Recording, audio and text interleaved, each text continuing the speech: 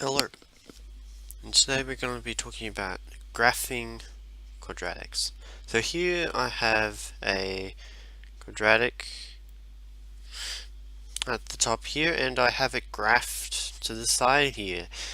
So it's one thing to make the calculator or computer graph it, but if you're asked to graph it and you've been given some grid paper, you can do it yourself. So today I wanted to talk about how I would do that. So there's really four main points that you really need for this to work. And conveniently this shall be highlighted right now. So here we have two x-intercepts, and this conveniently shows their coordinates. We also see the y-intercept, and we also have something called a turning point. This is the point where the graph is as low as it possibly can be, and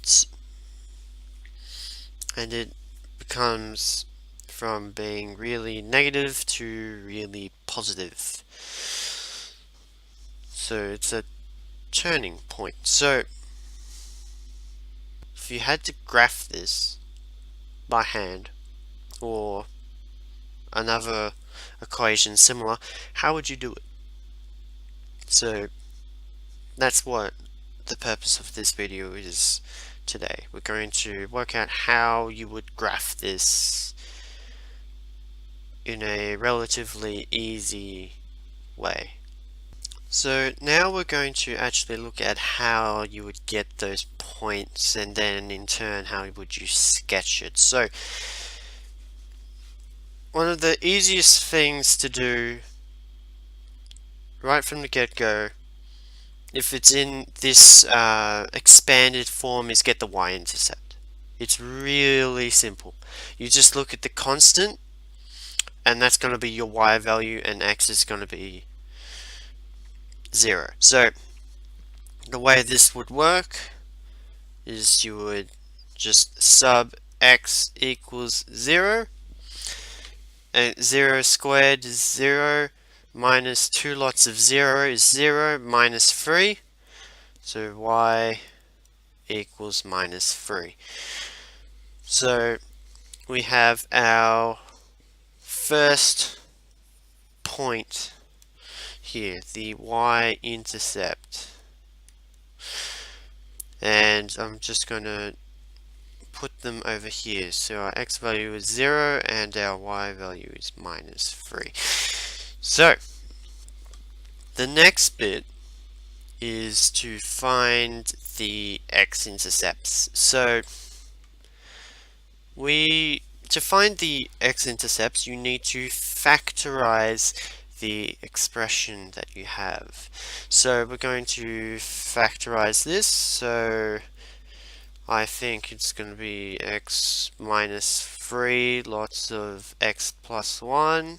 I have a video on factorizing if you don't understand what I just did. So going back to the topic at hand, now that we've factorized this is still the same equation. This still equals y, and we can now get the x-intercepts using this expression here. So the way that we do that is that we do something called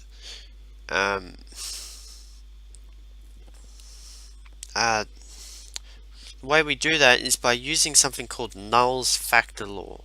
So what that says is that if you have an expression that is factorized, any parabola that is factorized in this kind of way, the opposite of these constants will be the x values for your x-intercept, and y will equal 0. So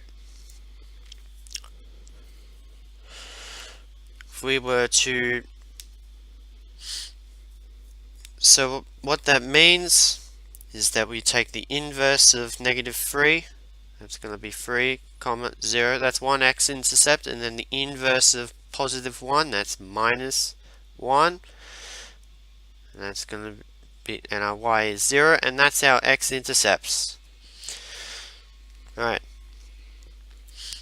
The last point that I talked about was the turning point. Now, to find that, we have to find something called the line of symmetry. So if you looked at a parabola, it's basically a U, but there's a point where it is symmetrical on both sides. So this point is the line of symmetry. So to find this, we need to find the median of our two x-intercepts. So 3 plus negative 1 over 2. 3 minus 1 is 2.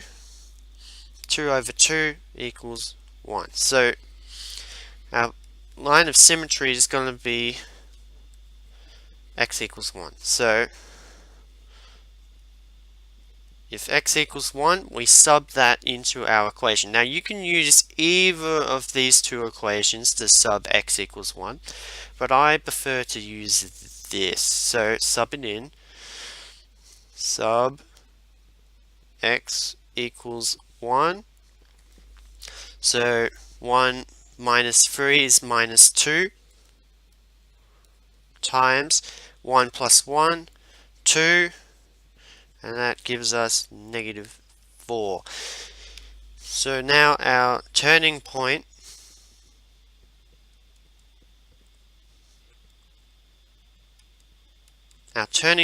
is going to be our x value that we found before, 1, comma, and what it gives us when we sub it in, so negative 4. So what you would do at this point is that you would get your grid paper. I don't have grid paper, so I'm just going to draw a Cartesian plane. Y, X, there we go. So now you would plot these points here. So starting with the y-intercept, that's going to be minus 3. I'm going to say minus 3 is around about there. Our x-intercepts, positive 3 and minus 1. Let's get that there. And our turning point is 1 comma minus 4. That's around about there.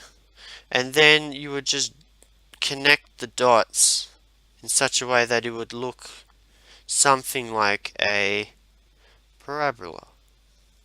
I'm doing a terrible job, but you can see what the whole, how you would do it. So now that we have that, let's do a harder example.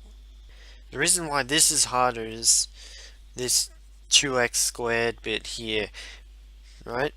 Because when you're going to factorize, it's going to look something like this: 2x plus something in brackets, and then x plus something else, right? This 2x bit is actually really important, and it changes how we deal with sketching. So I'm going to work out the y-intercept first, just as we normally would. So it's already expanded out for us. Let x equal 0. This bit goes away, it just becomes 0. X times 0 is 0, and then plus 6. So y is equal to 6. So let's plot that. Let's say that's around about 6. So that's 0, comma 6. Alright, let's move on. So we want the x-intercepts now. So we're going to have to factorize this. So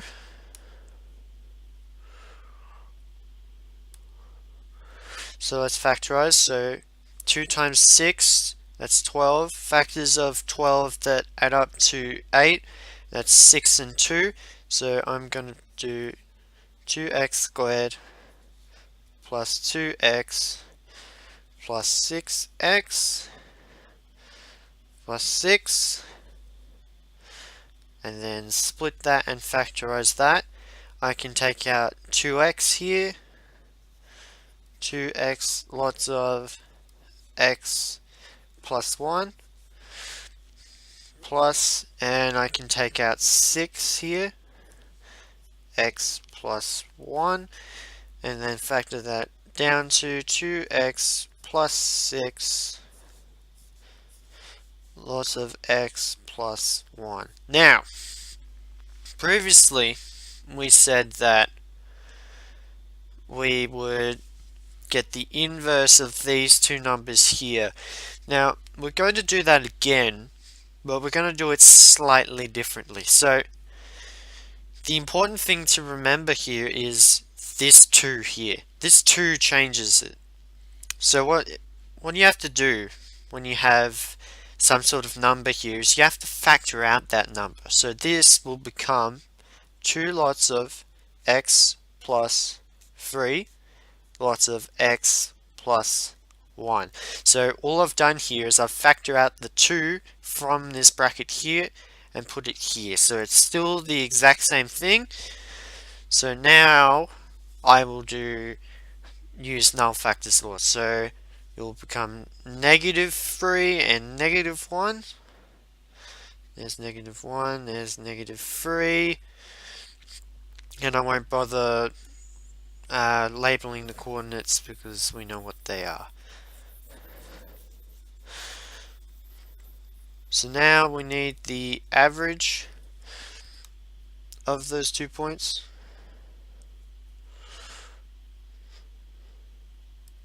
So now we need the average of minus 3 and minus 1. So minus 3 plus minus 1 over 2. And that will give us our axis of symmetry. And that is negative 4. Negative 4 divided by 2 is negative 2. So negative 2, this is around about negative 2. So I'm just going to draw a dotted line to show the axis of symmetry. And now we just need to sub that in to find the turning point.